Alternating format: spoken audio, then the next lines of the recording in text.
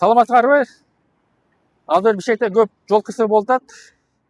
Биз бир мисал менен көрсөтөйүн дедик. Биздин айдоочулар жол эрежесин бузбаган кандай аракеттенет деп. Биз Чыңгыз Айтматов түштүк магистрал көчөлөр кесилишинде турабыз. Бул жерде кесилиште мына бурулуп эле нарыкка кетсе болот. Биз азыр көрөбүз. Бир 15 мүнөттө канча адам ушул жерден чыгып, каршы мындай тилкеге чыгып, айдап жол эрежесин бузуп, бул жака соода борборго кирип кеткен.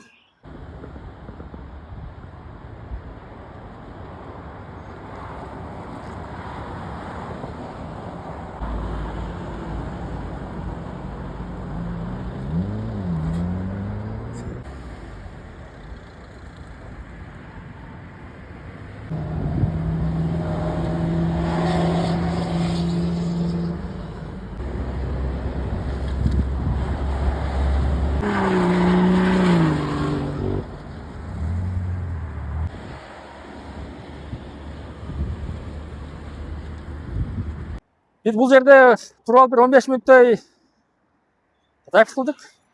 Арар көргөндөй бир 15 мүнөттө бир 6-7 адам жол эрежесин өтө катуу бузуп, каршы тилкеге чыгып, бул жака кирип кетти. Калыбыр айдоочулар жол эрежесин бузбагыла, кырсык аз болсун, биздин балдар, жакындар эч кандай кырсыкка учурабасын.